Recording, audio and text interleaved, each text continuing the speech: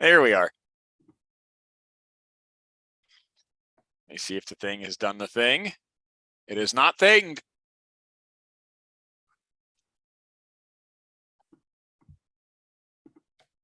Where is the thing? What's up, dark judges, desperados, and dudes in dick-shaped helmets? You're listening to Cursed Earth Radio, the one and only podcast bringing Dredd to the Dreadlists. Broadcasting outside the walls of Mega City 1 across the Black Atlantic in North America. I'm Cool Johnny Cool. Hey, this is Heavy Metal Kid, and today we are bringing you two exciting progs. That's right, two, because we were real fucking busy last week. And hey, it's the only live YouTube 2000 AD focused podcast featuring two Americans that you can get. And welcome if you're in the chat. Welcome if you're listening afterwards. Let's tell them what they've won, Johnny. Well, tonight you've won scintillating coverage of Prog's 2301 and 2302 with numerous stories too numerous to mention. You should know what's in there if you're listening to this. That's right. If you're listening to this week's episode of Cursed Earth Radio and you haven't read the Prog, why are you here? What is going on? Lost and lonely. I mean, can you imagine tuning into this show? Imagine being a first-time listener who tunes in and has no idea what it's about and hasn't read the Prog. And we're shouting Wiener, and Chelsea's in the chat shouting Wiener. And we're talking about Mr. Grofass, a Hitler children's child entertainer. Like, this is the least accessible podcast of all fucking time, man. Would you expect anything else from the two of us who enjoy all things inaccessible? That's true. That's true. This week is, as we said at the beginning, sorry, we're late. Last week, man, we just could not make it line up. This is what we like to call spooky season around these parts. And, well, you're in a spooky band, and I'm in a couple spooky bands. And this is like go time for us, man. This is like the Super Bowl of our entire year. It's hectic. It's chaotic. It's spoopy. I had a nice glass of pumpkin spice latte before the episode. Yeah. So I'm all spiced up. Spice must flow. Yeah. Man, I was usually when I'm working around the house, I'll put us on as background noise. And it's usually the most recent episode just to hear how bad it was, how subpar we are. I went in the Wayback Machine last night and I went to episode 6. Oh, wow. The 3-hour Necropolis episode. Oh, why would you? And well, man, I don't recommend current listeners go back. They're going to go back now because you're right. You well, here's the thing. Feel free to waste 3 fucking hours of your life that you'll never get back, because I recorded that episode and then I listened to it a couple times. That is the dry. You remember we complaining a couple times about podcasts that are very quiet and very dry and very boring? That episode is so quiet and dry, and it's like a 3-hour dry dump that just keeps going. And so I messaged you about this. I never got a response. I propose that we do a live YouTube extravaganza episode to close out spooky season this month. That we do the Necropolis Redux. My daughter is coughing herself inside out. We do the live Necropolis Redux with some unexpected twists and turns. Yeah, it sounds like a great idea to me. All we have to do is line it up for spooky season, man. We have to figure out where it fits into our schedules, but I really, really want to do Necropolis. I really want to rehash this discussion that we've had many, many, many times over the years. If we can make it happen, maybe it happens right after spooky season. I don't know. It could, yeah. Season of the Dead, Dia de los Muertos also counts. Yes. It's such a linchpin story for us, and it deserves so much better than the 3-hour suffocation we gave it. Now, some people would enjoy a 3-hour suffocation, Johnny. I'm not trying to kink shame anybody, but I think we can do better. Dude, it's so bad. It's so bad. Like, even the intro is stunted and muted. I go broadcasting outside the walls of Mega City 1 across the Atlantic in North America. I'm Cool Johnny Cool. It's like easy listening Cursed Earth Radio, and I'm ashamed of it because we've said it a million times on the podcast. We really found our voice when we completely and utterly stopped giving a fuck. Yeah.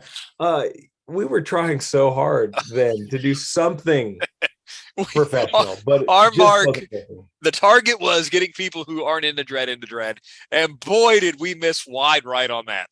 So, no, man, we got Chelsea right here in the chat who started reading Dredd. Okay. I'm pretty sure because of her friendship with us. Okay.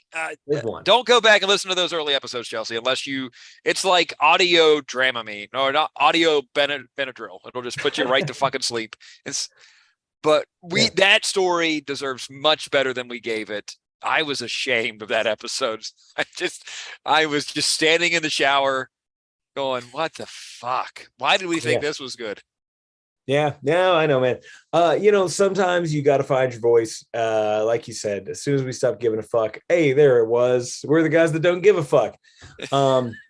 That's our win. Yeah. Yeah, man, I'm all for that. I think everybody who listens now would probably enjoy jumping into that discussion. Because from our perspective, always has been since the very beginning, Necropolis is the greatest Judge Dredd story. We're still feeling reverberations from it, even in these past couple issues, Yeah. And plus, I mean, it's got the best Dark Judge action. It's got Mortis melts a kid. Oh my God. It even inspired this year's show flyer for the show that our bands play together. It certainly did. And Chelsea said she's already listened to every episode. That's so much time you're never going to get back, Chelsea. Why would you do that? Sister, I don't know what's going on. Sorry. I wouldn't do that, and I was there doing that. Got to hang out this past weekend with Chelsea, and we did not get to discuss Dredd at all. Well, did you even really hang out then? No, we really did not. We were in the same building. We chatted for a few minutes, but yeah, it wasn't about Dredd. Although I think Necropolis might have been mentioned, but it wasn't like we got to chat about it. So hopefully Chelsea's got a hell of a decision to make. Yeah. Because the same night as our Halloween show, the resurrection of Black Dahlia murder is happening in her backyard. Oh, yeah. Well, so I wouldn't blame her one bit if she opted for the Black Dahlia show. I would completely blame her for the rest of her life. But hey, it's fine. It's fine. This is fine. I'm fine. Hey, I don't have much 2000 AD news because I've been fucking crazy busy. But I've noticed that the pre-ordered arrival dates on all the highest stuff that I've ordered through Big Bad have slipped egregiously. Last month we were supposed to get 2 and they did not show up. I'm kind of bummed. We're supposed to get 2 this month. I'm terrified that those are also going to slip. I'm just going to be a sad panda at this point. So what is it, like they're just getting pushed back? I'm guessing they're getting supply chain issues. Shipping, I'm sure, is causing a lot of problems.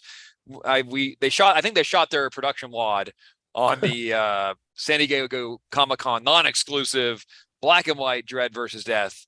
So we all got that, and now we're going to be waiting for it. Now, here's the problem. I pre-ordered all this shit, and I was like, oh, cool, they're coming out in these incremental shipments. I'm going to get fucking racked for like $300 in 1 month. Yeah, I'm terrified about the same thing to the point where I'm like, man, I need to go check and see what the projected dates are at this point because, again, spooky season is also not a cheap season for us. But looking forward to those high toys, but getting nervous about the dates in those high toys. No one ever said being a nerd was cheap or easy. No, definitely not. I have no Dredd news. I did finally book an appointment to go get more work on my Necropolis tattoo. So I'm excited about that. I found a spot to add Judge Anderson. So there we go. What about Sentientoid? Or is he going to show up? I need a spot for Sentientoid. Right on your ass cheek. You just put him right on your ass.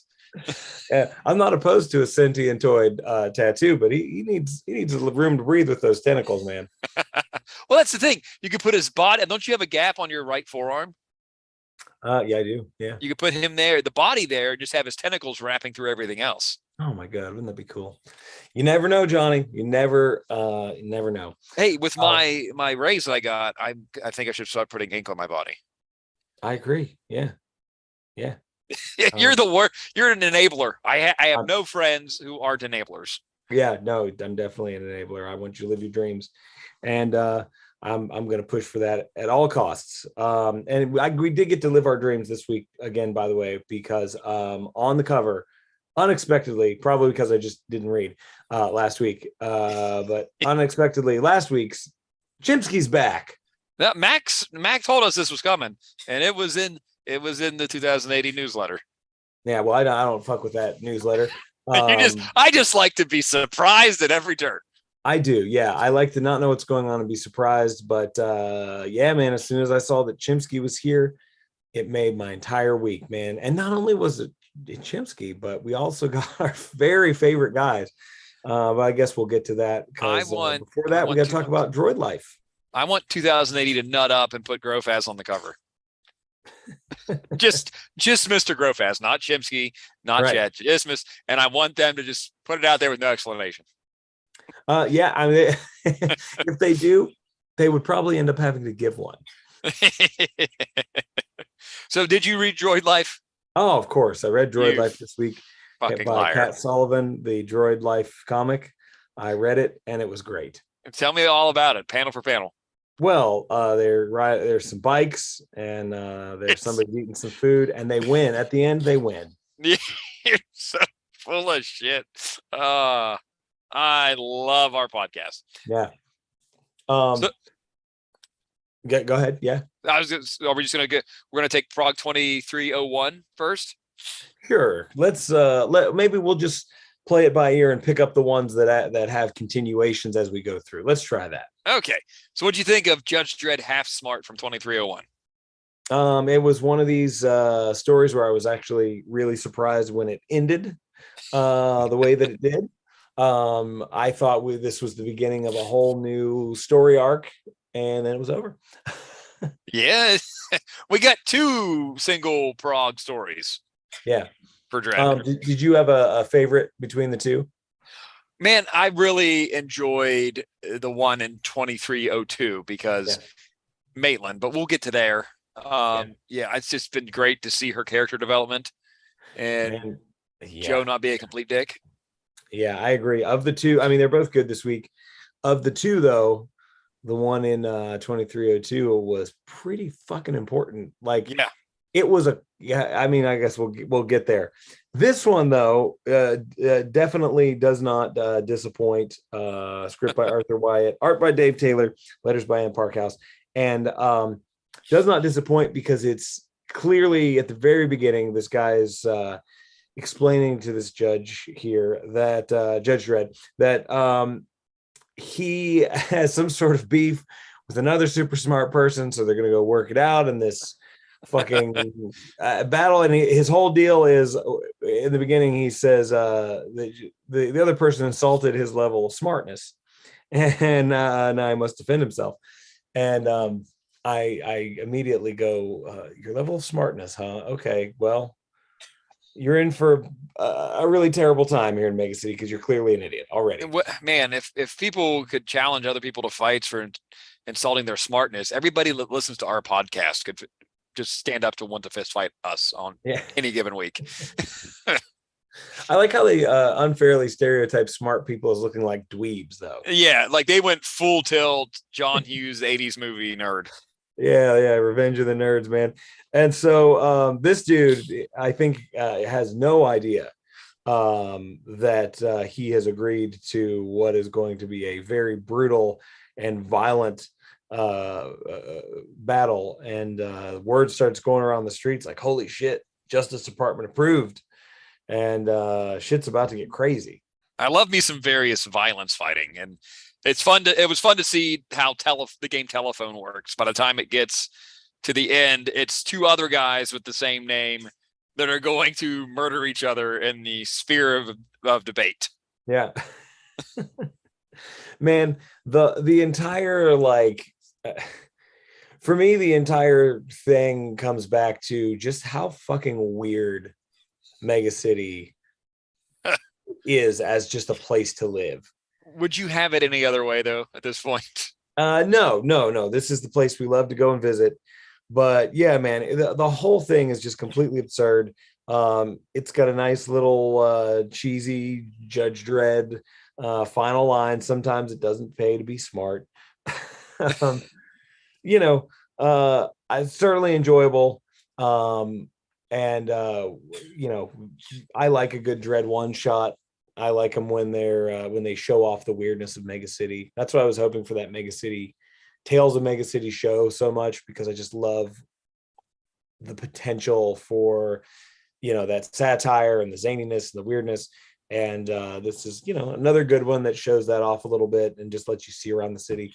But like you said, of the two that we read, the one that really stuck out to me was the next one, but we will get there because we got to talk about this beautiful splash page. Oh my God. Hey, Mr. Growfast. There he is. Man,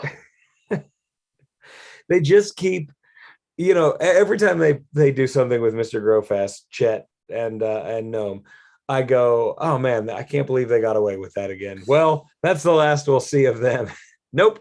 They're committed to these characters. Ken Neiman and PJ Holden are 100% in on this thing, and I really wish I could have been a fly on the wall when this was pitched. Oh man, and at some point we're gonna get to see Judge Stan, one of the stalwart judges of Mega City 1. I would love to also get a Mr. Growfast backstory. I don't want no. It's like the alien xenomorph, man. I don't need to know where it comes from. If you tell me too much, it's going to ruin it. Just let it be. Yeah. You just want it to live and continue to be a big question mark. Yeah. I just want to know how Mr. Growfast came into this occupation, how he makes a living, what kind of parties he's going to. He gets paid in Deutschmarks, right? Yeah. Man, I love Chimsky's Law. I love when we first met up with this character, I was just in love with it, and every time we get it, it's a treat. And like you said, Judge Stan here making an appearance in the opening bubble, like he's going to be a main character, but his entire character is just being incompetent and oblivious. And now Gnome's got this robot judge, Judge Lenny, to contend with, who I think is a little bit smarter. So it's going to be a little bit interesting as we go. I don't feel as in danger as I did on the previous Chimsky's stories, but these are some weird fucking Village of the Damned Kids weird. Exactly. That's what I'm worried about. They've already shown off their psychic abilities, and I'm worried there's going to be harm that befalls. Maybe not Gnome. Chet, definitely. Chet could get murdered in all this. Yeah. Mr. Growfast is a brilliant military strategist. He'll be able to avoid this. Yeah. I'm at the point now where I feel pretty safe for all of our characters, because if people are having as much fun as we are with this story and these characters, I don't think they're going to kill them off. But I would be devastated if any one of the three kings died.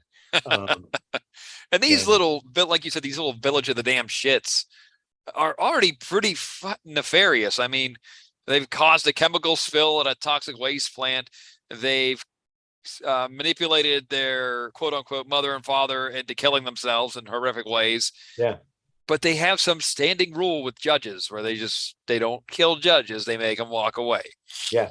And I mean, we might as well go ahead and just kind of follow up on this story while we're here. Like in the next issue, in 2302, as cheesy and like cartoony as like some of these images are, one of the most horrific things that I've seen in 2018 in a while is when they go in and they're telling this lady, "Oh, you're a new mommy," and she's got this punk rock boyfriend, and he's like, I don't want to be your daddy or whatever, and they're like, "Oh, no, you're not our daddy. You're gonna go in the other room and hold your breath until you suffocate." And he does, and it's kind of fucking disturbing. That dude looks like Carl from Aqua Teen Hunger Force with a mohawk.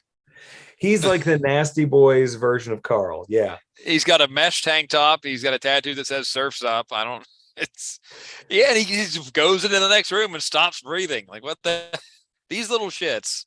You These think little this guy shits. back in his day was like a sky surfer, and now he's getting a little too old for it, but he still buys, sky surfboards and hangs them up on his wall and listens to old punk records? He saw that's hitting a little too close to home there. Uh, he saw Chopper at a contest once, and he won't shut the fuck up about it now in his old age. And he was Yeah, like he a saw it before he hundred was feet, big. 100 people separated him and Chopper, but they were hanging out.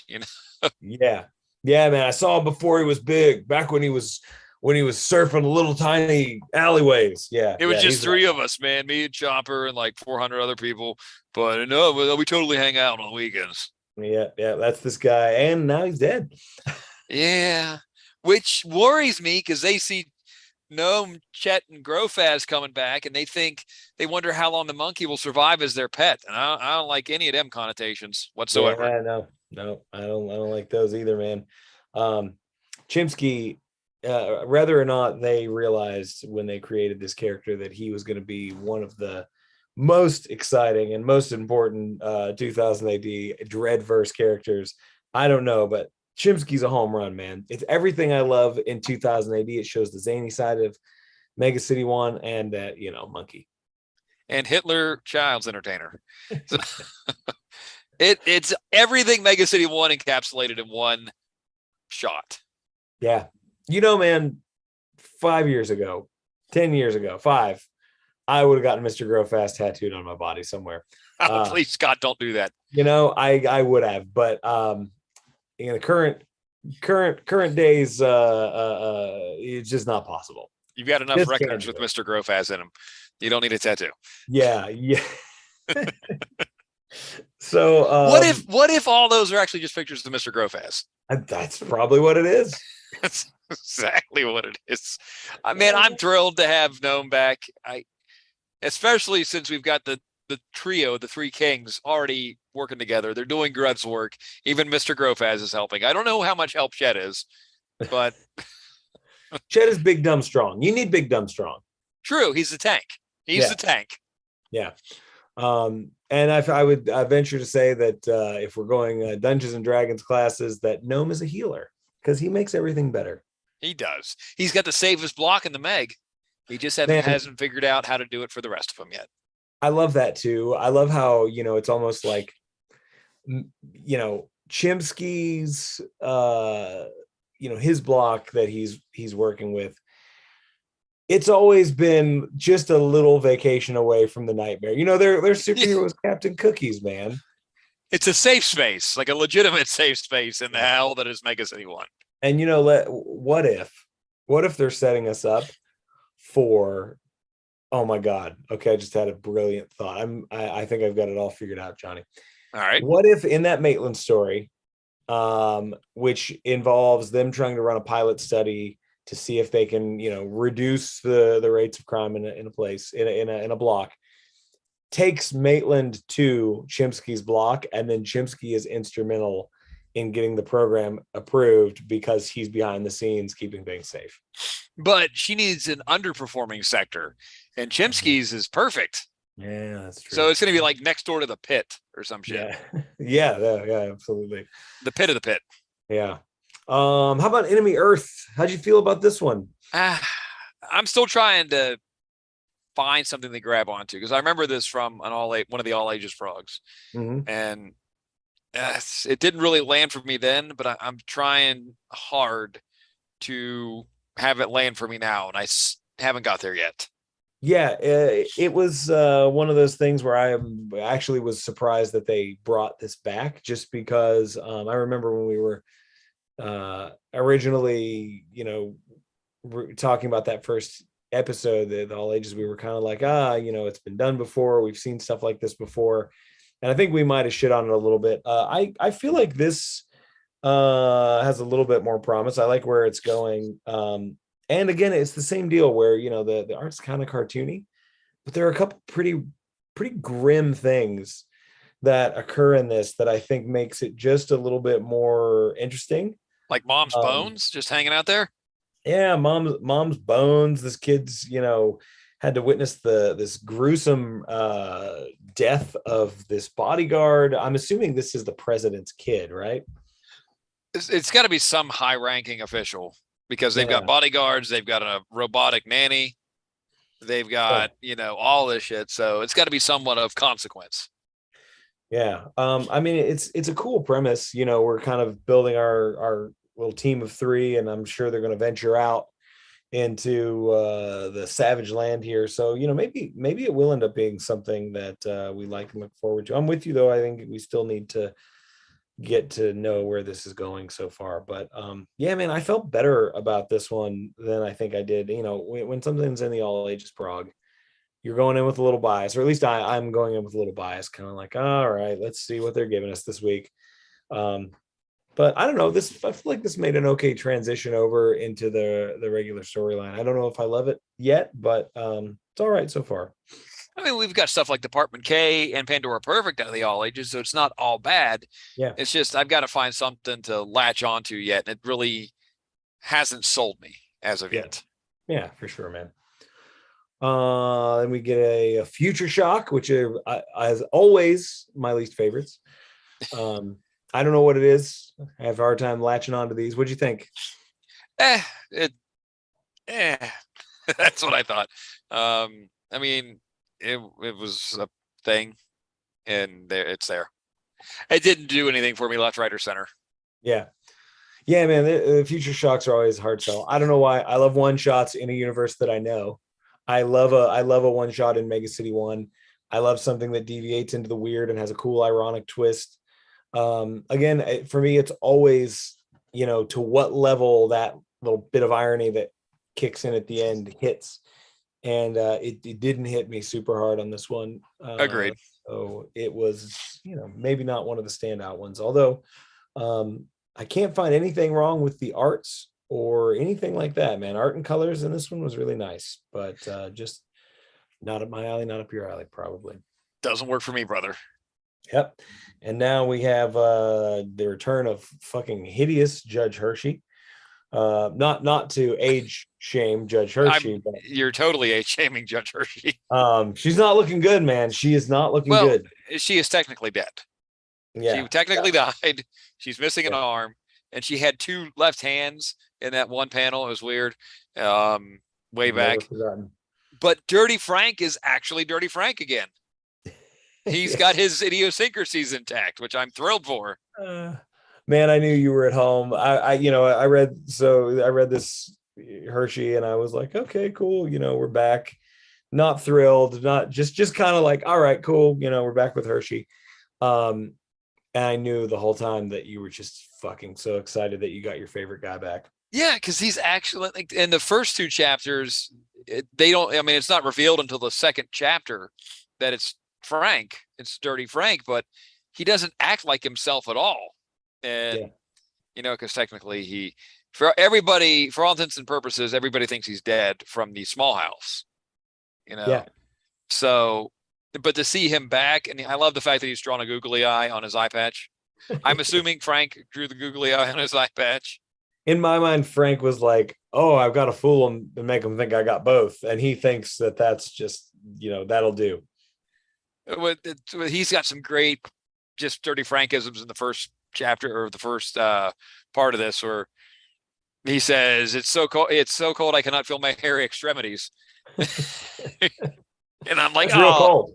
Oh man, Frank's back. I love it. And he's got some good one-liners. He's talking like himself again, so I'm thrilled. They've gone all over God's green to clean up everything that Smiley has done. Yeah. We're back with the enchilada energy. Right. So it's woven throughout the prog too, which is like kind of cool, man. Like it's definitely something that is made without any worry or concern for what if somebody picks this up and they're a brand new reader? They're like, nah, man, they'll find their stride or they'll fuck off. It's like they're not worried about it, and I'm okay with that. It's fine. Yeah, I love the fact that they don't care. Like we're going to keep telling the story. If you want to know, you're going to go back and look for it. Yeah. Yeah. If you're writing a compelling enough story that you can jump in the middle and go, okay, wait a minute, I got to read this whole thing. then you're probably doing your job, man. There's one part right before Frank tells her he can't feel his hairy extremities, and she goes, "What kind of Wally Squad judge were you?" And he goes, "A warm one." So I'm like, "Oh man, it's great to have Dirty Frank back." I made no secret about Trifecta and Small House being two of my favorites, and to see that we're still unraveling that knot, the Judge Smiley knot, even though Dredd bifurcated Smiley at the end of the Small House. Right. Yeah. Yeah, man. Um, yeah, that's a good story, man. You know, the main villain might be taken care of, but then the effects of everything that went down continue to reverberate through issues future. And that's the same deal that brings us back to what's happening here in this issue of Dredd and or this Dredd story in 2302, which is really focused on Maitland. And you know, the big moment for us before was that point when, you know, I think we talked about it at length, where, you know, Maitland proposes this thing to Dredd. Like I'm thinking less punishment. I'm thinking less violence. Maybe this can Education. help. Yeah. And Dredd said, you know, I'll bring it up. And we're like, wow, man, that's a big deal. That's a big deal for Dredd. And here we're following up on it. It actually got followed up on. Yeah, it's man. So we first meet Maitland in the wake of Day of Chaos. That's the first time we meet her. And then we run into her again in Small House after, you know, we find out that Smiley has made all these agents and they're sleepers. They don't even realize it. And then we've really seen her become a really pivotal character in Mega City 1, and to the point where she's trying to transform the entire system now to actually benefit the citizens of Mega City 1, except instead of beating them into submission. Yeah, she's so anti what Dredd is. You know, she's like going to look at data and crunch the numbers and do all this stuff, where all Dredd has is kick him in the nuts and nuke him. And it's nice bit of character development, or a nice bit of like something, when Dredd is willing to see that as an alternative. You know, I mean, like, this is essentially Maitland saying to Dredd, like, here's a path to, you know, what well, obviously she doesn't know, but like, this is the path to what Fargo said. And his last words to Dredd, it's not supposed to be forever. It was never supposed to be forever. Like, this is how you start to work out of that. And, you know, Dredd goes to bat for her and gets it approved. They're not going to change the entire justice system overnight, but they do agree, we're going to do a pilot study. You know, you need to go and take this method to a mega city block and let's see if it improves. And man, that is the story that I'm dying to read. That is the next Pit. Oh yeah, it's because it's going to have to be some shit show like the Pit. Yeah. And to quote Joe from the end of this story, I didn't speak up for you. I spoke up for your idea. Yeah. Because, you know, he couldn't do something without being a total dick about it. Yeah. He, you know, he just can't have a friend. That's the thing. Like, Joe just can't have a friend. And what was it that we read just recently, man, where he says something like or who it was man, it's escaping me now, but something we just read, rather it was during the zombie, you know, issues, and I'm guessing it was Anderson who had basically said, you know, I've known the guy all this time, blah blah blah, you know, like, he's not a friend. And it was kind of fucking sad, man. The person who's been in this character's life probably since the very beginning, like, can't even consider Joe to be anything more than just, you know, yeah, well, I've gone as deep as I can go, you know. Maybe he keeps everybody at arm's length because he's afraid of getting hurt. Like, Joe's actually emotional, Yeah. but it's been 40 years of building walls, so he doesn't have to feel feelings. Right. Yeah, man. There's nothing in there. I don't know. But you know, every once in a while they do that thing where you get it, they just dude, just enough to make you feel a little bit of like, oh man, I think Dredd's gonna make a turn, and that's what I love about this, man. Like, this is the slowest arc, the slowest tease of a character development. We're talking Oh like man. decades at this point. Yeah. And it's just so perfectly done. I mean, I know Dredd story wise has had some rough patches, but man, this ain't one of them. Recently, the past 10 years, maybe it's there's a lot of great stuff in the Oh Prog. yeah, man. Ever since Trifecta and Small House, like that's the modern catalyst for the Joe we have today. And his emotional changes move like an iceberg. It takes for fucking ever, but it's huge when it gets there. Yeah. Yeah, man. This has got me excited for the story that follows this. I love, they planted that little seed, and there was even some speculation. I don't know if the both of us were speculating, but for me, I kept thinking, man, I wonder if that was just a little something that they just wanted to illustrate that maybe Dredd was changing, but it's like, no, man, they're going to follow up on it, and here it is. Yeah. What, the Carry the Nine, the story where, well, I mean, look at that the hard way in Atlantis was it last fall? No, it was earlier this year, where the Red Queen tried to take out Maitland because they're afraid of her and her influence. Yeah, I mean, the character that is not built for violence and smashing down the opposition, the person who's going to look at alternatives is the most dangerous thing, because we know, like, it even illustrates it here, like mega cities, all of their forces that are trying to defend the citizens spend the most time fighting citizens. Yeah, they spend the most time and most money bludgeoning the people they're supposed to protect into submission, only to cause those people to have more resentment. So Maitland lays out the whole vicious cycle. Yeah. And side note, we got a little cameo from the mutant here, and that's more than enough for me of that mutant.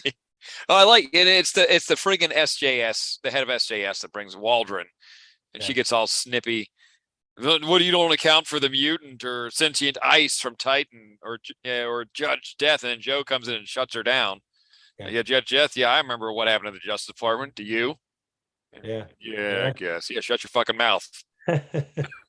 Speak when spoken to.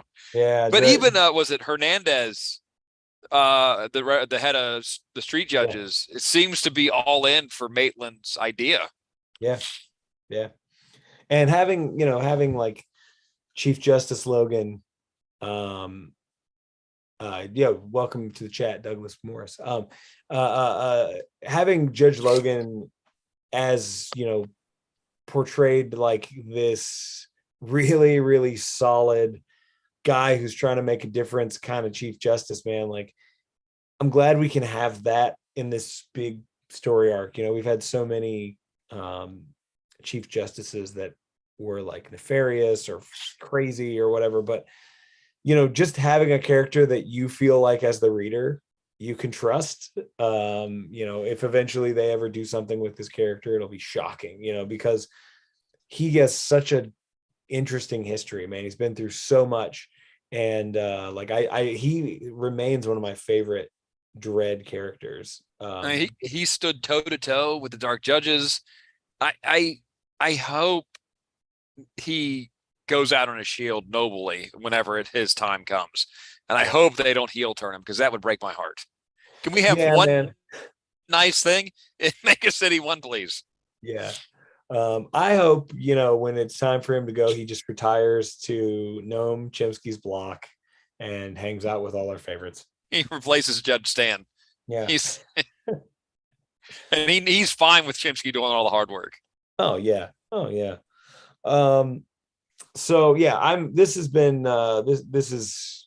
excited to see this. I know it's just a little chunk, and then we'll get more later, but I'm ready for this story now. I'm ready for the resolution of this now. I want to see what happens when she it's a big deal. This is a big deal. This is for long time readers and long time listeners. we've talked about Maitland and my co-host's inability to differentiate her from Mia Khalifa. Sometimes we've personally flown in an H-Wagon with Judge Maitland. Oh my God, we did. And Maitland is the hottest woman in the Justice Department. Well, I mean, there's Hershey and, I mean, applause. Anderson's up there, but Hershey's, dead and dying and dead again. So, but yeah, it's been a slow burn, but my God, I love the slow burn. We just from her inconspicuous beginnings after the Day of Chaos and being able to ferret out the Red Queen through audits and bring all that down, and then coming up with a way to better everything and earning Joe's trust, which is a fucking lot, and being part of his inner circle against Smiley. I mean, it's been a hell of an evolution for Maitland. Yeah, man, it definitely feels like we have like a crew. Like, and they're not with Joe, because Joe's not with anybody. But separately, it starts to feel like there are some people within the Justice Department that are it's this kind of the story of things progressing. And like, it's not, in some ways it's not the idea that like Mega City 1's never going to get better. It's the idea that Joe is, it's going to be a very hard thing for Joe to realize that for it to get better, it has to change. And, he stands as that. I think even Logan at this point is probably considered kind of a radical, certainly by Joe, a radical chief judge, because, he instituted the Mark 8 program. But he has Joe's backing. I mean, Joe fucking told her she had no longer recognize your authority. Yeah. No. And it's like, that's the thing, watching Joe sort of come around to that is some of the most like gratifying stuff. It's like real character development. Yeah. And it's long term, which is really gratifying, because you can just see things slowly change over time, which is, I mean, when you get down to Joe's character, that's how it would have to happen. Yeah. Douglas in the chat says he went to get his morning coffee wearing a Dredd shirt and got to speak with the barista for a few minutes who asked about Dredd. Man, if I were out getting my morning coffee and I saw someone come in a Judge Dredd shirt buying coffee, I would. It's probably me. It was probably you, but if it wasn't you, and maybe even if it was you, I would immediately cancel everything I had that day. And I would say, look, this only happens once in a lifetime. Let's just sit here and drink coffee and talk about Dredd until we can't drink any more coffee and talk about Dredd. We do that all the time, sir. That is a rarity, other than the two of us. And speaking of going places and talking Dredd, we need to give a shout out. HMK and I went up to Pittsburgh Comics week before last to pick up or look for some Dredd stuff. We actually both came away with non-Dredd related stuff, but Pittsburgh Comics is like 45 minutes from where we live. Yeah. And they are the only place within an hour that regularly stocks Dredd. They've got the trade from 2000 AD. They got IDW stuff. I almost bought Control, but I always hesitate because they don't include all the pre-existing stories featuring Judge Penn up before the Control story. And you need that stuff so you understand Control. You really need all those stories to understand Penn's development. But they're super nice. They always keep stuff in stock. HMK bought a neon colored comic book with a monkey. I did. Did you read that, by the way? I have not read it. I've not gotten to read that. I the other thing that I bought, which was like almost a surprise even to me, I bought a Spider-Man graphic novel because. Oh, that's right. I forgot about that. Yeah, and that's way off brand for me because I don't really read other comics. I don't read Spider-Man or Marvel comics for sure. But I at my job, I ended up chatting with someone that came in for a session. I was chatting with one of my patients, and we got to talking about comics at the end of the session. And I was like, well, man, I have a couple extra case files. I'm going to bring them to you so you can, read Dredd. And then this person brought me issue 1 of Savage Spider-Man. And I was like, man, I don't really normally read this, but I'm going to give it a shot. And I read it, and it was this super cool Spider-Man story with no context, where a literal spider arachnid human hybrid version of Spider-Man, like a dumb, like a savage Spider-Man, is on this island with Baron Zemo, and they're trying to survive. And the savage Spider-Man is going, I know I need to kill Baron Zemo. I don't know why. I just know that I need to kill him. But these other things are more of a threat. So I'll kill them first, and then I'll kill him. And it's like a team up. And the art was so fucking good. And the story was really interesting. So I had to go and find the prequel to that. And I'm waiting for Savage Spider-Man to come out. So if you're a non 2000 AD guy, or lady, Savage Spider-Man, it's pretty cool. And so I just needed to close that loop. So I got that, I read it. And next I'm going to move on to this whatever this weird indie comic that had a monkey in it was, and I'll let everybody know how that was. I came away with the trade paperback of The Last Ronin from Teenage Mutant Ninja Turtles, and it was a good story, and it's such a sad story. Broke my heart. I didn't expect to feel emotions, but I totally worth the wait. I'm glad I finally got to read it all at once. Highly recommend it if you're a TMNT fan. Speaking, since we're on a tangent here, since they announced Deadpool 3 is coming with Hugh Jackman as Wolverine, I went back, I watched Logan for the first time because I wanted to see what it was all about. Yeah. Fuck that movie. Oh, really? Fuck. I don't want to see old dying Wolverine. I don't want to fucking see that. I now it's been a while, but I remember thinking that was a fine movie. That's, if you want to have Wolverine go out, fucking have him go out against Omega Red or a non-shitty Sabretooth, or put him in a good movie. Fucking Fox. Oh man. Jeez. Well, see, I thought, if they're trying to make you feel something, though, you can't have him make it. Once a big red tentacle man with a white face comes in, you're not feeling anything. Well, I'm feeling this is fucking awesome. Let's go. Yeah. No, like, I get it, because they did that on the coattails of Deadpool when Deadpool made bank being R-rated. So we'll have Logan and Professor X say fuck a bunch. And I don't want to see Professor X pissing his pants in a wheel, like in his senile years, and Wolverine all of a sudden dying. Like, man, fucking have him go out on his shield. I mean, he kind of did. Oh, it was, and they copped out. Like, I mean, he definitely didn't die in a rocking chair, if I remember correctly. I'm pretty sure he literally went out on his shield. He got his ass beat by another Hugh Jackman, and they truncated the whole X-23 story. And I was just like, man, fuck Fox. Like, they have never done an X-Men movie where I was like, oh, that's really good. Even back in the day, you weren't like in that. I fucking hated them. Oh, really? I went to the theater to see X-Men because it had taken so long to happen. It was always talked about in hushed tones, and it finally happened. And I'm going, he's fucking 6'2". Why are they all wearing black leather? What the hell? And then I had coworkers at the time that sold me on. They tried to sell me on, oh, X-Men 2 it's darker. I don't fucking care. They don't even name Lady Deathstrike. She's just weird Asian lady in scene 24. And then I took a friend to see X-Men 3. Oh, I'm sorry. Because he was a big fan. And in the late 90s, I was a huge mark for the character Marrow. I used her in Marvel vs. Capcom 2. I loved her. Marrow is a tiny girl with red hair in the comic books and in the video game. And in the movie, she's a giant black man. I'm just sitting there in the theater going, are you fucking shitting me? And then I never watched any of the other ones because fuck them.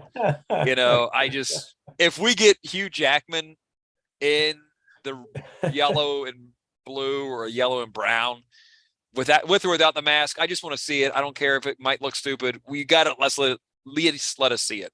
Oh man, to make an informed decision. You're definitely gonna get it, man. I feel like, I have not seen any of the Deadpool movies, but I've seen clips enough to know that they at least got the look of Colossus and Juggernaut down. You've never seen the Deadpool movies? Right? No, never have. Oh, you need to sit down and watch them. I mean, I know.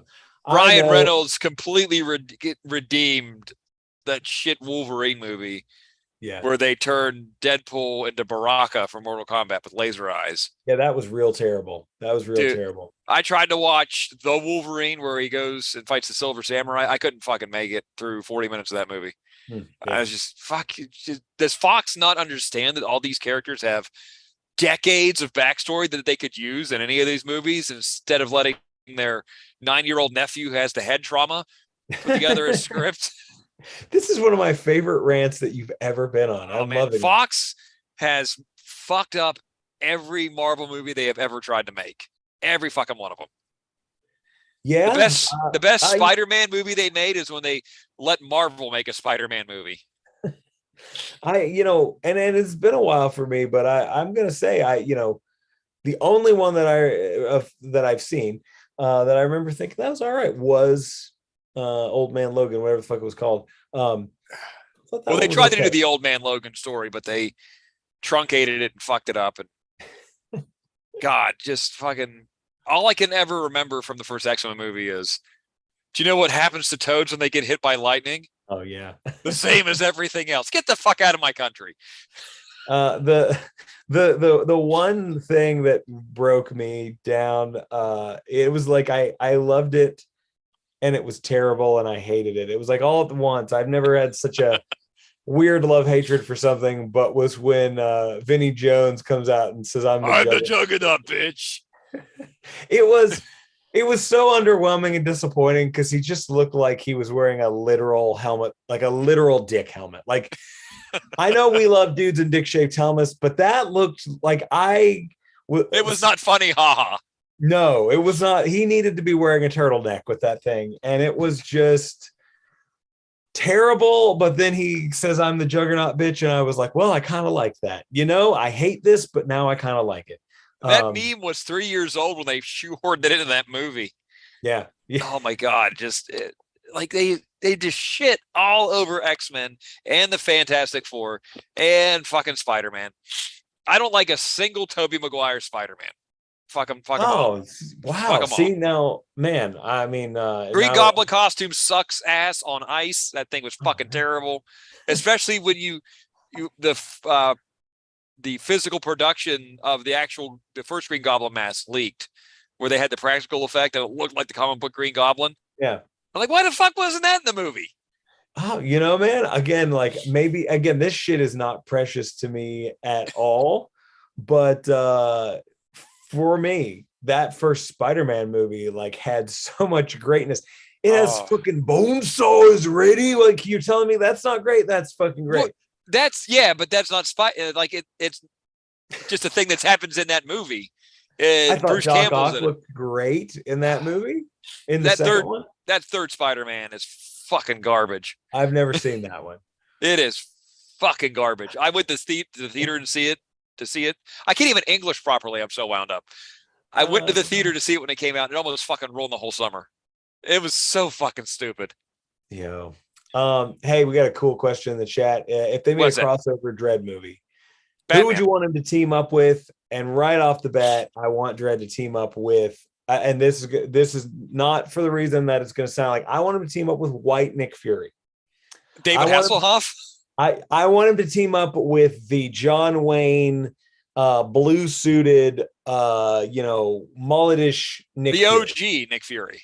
Yeah, OG, the other multiverse Nick Fury. Played by David Hasselhoff in a TV movie. There you go. Yeah, that would be a great team up. That's the only one I can think of. You don't want him to just do Judgment on Gotham with Batman and Judge Joker and the Dark Judges? I don't know. Translating that into something in a movie might be tough. No, it could be done. Just don't let fucking Fox do it. I love this anti-Fox brand. I hate every fucking Fox movie every Fantastic Four movie is fucking terrible. Every fucking one of them. Yeah. I mean, I admittedly have not kept up with the Marvel movies. I can't anymore. There's too goddamn many of them. But I'm happy that the Fantastic Four is back with Marvel Disney because we might actually get a Doctor Doom that isn't total shit. Yeah, it doesn't make sense why Doctor Doom's not the big villain. But He might be going forward, but my God, that Fan Four stick when they released the promo shots of him, I looked at him and went, he's wearing one of those fucking silver workout suits from the 80s. He's wearing mom's good dishwashing gloves and that nice green blanket. Man, I know I've addressed this a million times, but I can't tell you how many times I've watched that movie, and I swear to God, it's because I need to know why. And it's like you're interested in it because of the fucking train wreck that it is. I am, and listened to every single interview with Josh Trank. Josh Trank the director of Fan Four Stick, did it was supposed to be a 3-part interview with Kevin Smith, and we're talking about like 2 hours each, where they were building up this movie and how it was like to make it and how great it was. And on the final one was supposed to come out like the day after the movie was released, and it never happened. And Kevin Smith just comes on. It was on the old Fat Man on Batman, which was fantastic before it turned into whatever terribleness it is now. It used to be Kevin Smith reading you comics and crying. But Kevin Smith goes, well, the third part of this series will not be happening. Obviously, things have changed. And it was like Josh Trank the movie came out, he put out a tweet, committed career suicide, and he's gone. And the last I heard from Josh Trank was he made that John Gotti movie. I think John Gotti. Oh, is that with Travolta? It was, yeah, Travolta or someone like that. And he's running around in a diaper shooting a golden gun. And that got bad reviews. And yeah, man, I don't know what's going to happen. I even listened to the reviews on that because I was hoping I could find some sort of nugget of what happened in Fan Four Stick, because the premise was so cool and I wanted to love it. I ate the goddamn thing burger at Denny's because I was so excited. Is it the psychologist in you that wants to unravel this mess and find the trauma that caused all this? What it really is, it is the amazing description that I heard Josh Trank give about that movie. And he basically said, we come back, we come back from Planet X or whatever the fuck. There's this huge crash. You hear screaming and they're going, oh my God, Ben's under the rocks. We got to get him out from under the rocks. And they're trying to move rocks and they're moving wrong. And they can't figure out he is the rocks. And then Mr. Fantastic he's trying to, help. He's trying to move his arms and his arms don't work. And he's like turning into a puddle of goo, and Johnny Flame is on fire, but he's not just on fire. He's in pain. And it's this, I heard words like David Cronenberg and body horror. And I thought, oh my God, what a fucking awesome way to do the Fantastic Four. If you're not going to do a traditional Fantastic Four, do something really, really bleak sci-fi. It's the complete opposite. And for me, that was really fucking exciting. What I got, though, was like a third of that and a third of your stereotypical, like really, really generic superhero film where at the end, the way they defeat Dr. Doom is they take their entire team there and punch him. They at least in your other generic Marvel and DC movies, there's a blue laser in the sky that they have to shut down. But it literally, you want to see the Fantastic Four work together, and you want to see that, Mr. Fantastic use his intelligence, and you want to see all of this stuff. But at the end of the day, they were just punching Dr. Doom. And so somebody lost the plot to what the Fantastic Four was about. And, maybe that happened when they Fox. said David Cronenberg body Fox. horror. I blame it all on Fox. It is a fucking fascinating, and it's a shame that the cast, all of them, Miles Teller, Kate Mira, they've all went on to do good things. Wasn't Michael B. Jordan Johnny Flame or Johnny? They had inexplicably, he and Sue Storm were brother and sister still. It was a whole shoehorned element, and it was like oh whatever, they're trying to be progressive. I don't give a shit what color Johnny Flame is, but it just also went on top of the pile of things that was just like a big why. Dude, I'm telling you, it's Fox. Like Marvel has always tried to work with them and advise, and Fox has always been like, no, we got it. We're reading it right now. And Marvel's like, sir, that's a menu. What the fuck are you reading? Man, I still will sit down and watch that movie, and it's like a puzzle, man. It's like looking at the footage of the Kennedy assassination. You're never going to know for sure what happened, but goddamn, conspiracy that I've built up, and like feeling bad for Josh Trank, seeing him, jump in at the last meltdown. minute. Yeah, but I've also listened to other people who were involved, and people that were involved, it's like, is there a Josh Trank cut? And people were like, yo, it wasn't good.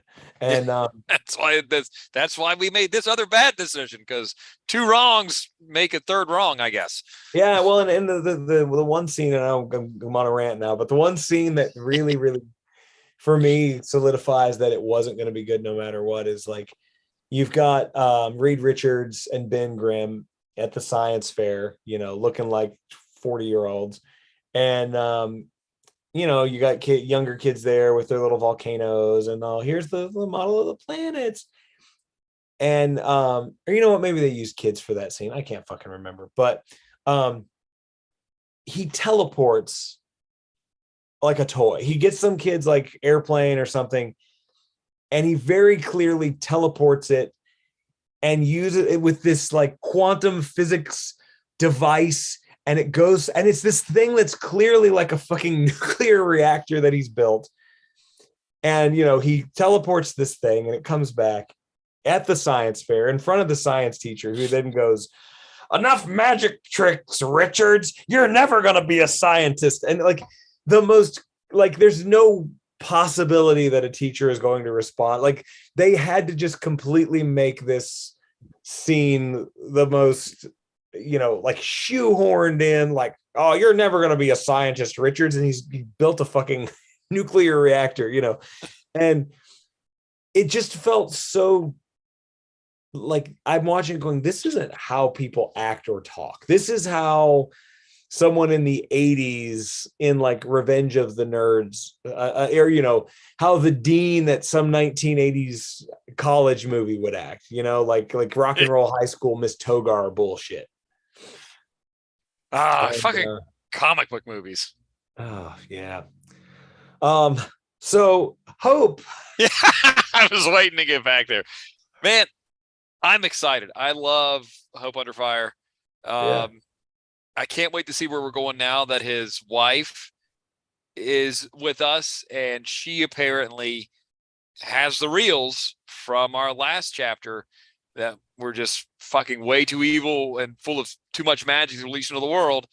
And she's got them under control, but apparently they have to be let out every once in a while to feed. Oh, and it turns this fucking diner inside out in the worst way possible. This is going to be ugly. Yeah, this the artwork in this is so fantastic, man. That there's a big splash page where the cook is putting his arm in a meat grinder, and there's this mass of humans fused together with hamburgers and hot dogs, and like, I mean, this is that Cronenberg body horror you were looking for. Yeah, this is the Fantastic Four I want. Yeah. And I love getting Hope around this time of year. I fucking love it, because that's where we came in the first time. Yeah. So Mallory, he still has to be alive somewhere, right? Has to be. Oh, yeah, he's got to. And this Hope is like, when it came into the Prog, it was in a real super strong fucking Prog. The first one we read. Yeah. It was strong. And so Hope always ended up being last on the totem pole, right? But over time, as we've continued with this story, Hope is something I, just like you, man, I continuously look forward to it. It's, it's black and white. It's not as flashy, but when you really start looking at the art, man, it really is incredible. I love it. And, if I was in a sweet talk rebellion into making another 2000 AD movie, it's either going to be Defoe. I said that a million times. You could pull that off. Cool period horror, or Hope. Just fucking chaos. Yeah. No Intestinauts. How about Intestinauts? Oh my God, that'd be great, dude. Cartoon Network Intestinals. No, you need like a Japanese director, like Takashi Miike or somebody, Oh god. to So really do that justice. You're saying you want the intestinals to lactate, is what you're saying. If we're doing intestinals, we got to do it right, which means we got to bring in someone from Japan to pull this shit off. And actually, for something about shit and vomit, you do need Takashi Miike. That's the guy. You're right. You're totally right on that. I would love to sit in the theater and watch that movie and watch everybody else in the theater go, "What the fuck just happened?" Yeah, man. I'm with you. And question before did we fully cover Hershey? I know we just kind of commented on a little bit. I don't know that did we fully close out Hershey? I don't have a lot to say about it. But as I'm thumbing through this last prog, I'm like, oh yeah, there's that second part of Hershey. But yeah, I mean, they're in the Antarctic city, quote unquote, to mop up the last bits of Smiley's twisted legacy, but apparently it's busy mopping up the denizens of this godforsaken place. Yeah. This gentleman wants some joy, and he's got a crab coming out of his eye. This is not going to end well for Hershey or Hershey could die as long as Dirty Frank does, and I'm fine. Yeah. You don't think they'll go out together? I hope not, because Hershey's looking for death. I think Frank's just enjoying being alive. Yeah. Frank is in as good of spirits as Frank can be in right now. I think this is the best I've seen him in spirits outside of when he had to fight the ninja babies in the low life. And he shouted, "The ass is pierced." We need to do a deep dive on that. I know you've dude. We do. Have you ever read the low life stuff? No. Oh man, I think it's the first volume is pretty dry. Frank's Frank, but not Frank yet. Once they get over that initial story, then it's fucking chaos. Frank manages a heavy metal band. Frank fights baby ninjas. I fucking love it. Yeah. Sounds incredible, man. Sounds like something that we do need to read in that fictional universe where we have more time to continue reading things outside of the normal progs. Hey, Mac is here in the chat. That opening Hershey Cityscape is a direct copy of Carl Lutz's splash page from the way back in Dredd Prog 3, March 77. God. Are you sure you don't want to host this show, Mac? I mean, you could actually probably make it good. I would rather listen to a weekly Mac Anorak show than do this show. Quite honestly, this is the shit that I want to know about, man. I think we're doing okay. We're for special boys, we're doing pretty okay. Yeah. Oh, I did in that when I went back and listened to that Necropolis episode, we were still trying to hard sell the Prog cast thing. Oh, really? Oh, yeah. Like egregiously saying it, like stopping and loading it up. So we knew what we were saying before we said it. There's a pause every time right before we say it. So we get it right. We have to do a new Necropolis episode. It deserves so much better than we gave it. Yeah, man. We're definitely gonna have to be Exodus re-recording that original record, man. Maybe we're gonna make it better, but oh no, we'll make it better. When are all the old school fans, the old school Paul Bailoff fans, gonna come out of the woodwork and tell us that we sold out? Nobody listening to the podcast now was listening back then. It was like you and me and maybe 3 other people, and they all heard that episode and stopped listening. Yeah, and that was a different listenership, man. I don't know, how many people came from Podomatic to YouTube, and I still have no idea. But I mean, if you're listening and you're a glutton for punishment, the Necropolis episode is on the YouTube channel here. You're going to have to set aside 3 hours of your life, and you're never going to get those back. Nope. And listen to the most boring podcast you ever did here. Yeah, so have fun with that. I can't believe you go back. I'm never. It was a random choice because I was looking through and went, oh God, I literally said, I wonder how bad this is. And it was. If you were wondering, it is. Yeah. I'm not wondering. I've been convinced ever since we did it the first time. What Yo, about that 4-hour Oz episode that we had to record twice and oh my somehow God. made it What a worse the fucking second time? nightmare. What a fucking nightmare. But we learned a lot. And here we are. No, we did. Oh my God. Let's get the fuck out of here. Yo, Douglas Morris was one of the old school listeners. So, yo, thank you Oh for my God. sticking with us through all the twists and turns. Yeah, Doug, how have you held on this long? Like, we barely held on this long. God bless you for hanging in there with us. Yeah, yeah. Oh man, he's got some OG episodes on his phone. We have them all, man. We just got to find the time and ability to upload them to YouTube, and that is such a daunting task. We mentioned today, or Johnny mentioned today, this is our 70th episode since we made the switch. That's amazing, dude. To YouTube from that Podomatic. Is fucking amazing. And we just clipped the 3-year anniversary of us starting this catastrophe. Yeah. So, you know, when you stick to your guns and stop giving a fuck, you can hang out for a bit. Yeah. Hey, and on that note, you all have a wonderful evening. We will catch you next time. And until then, wiener.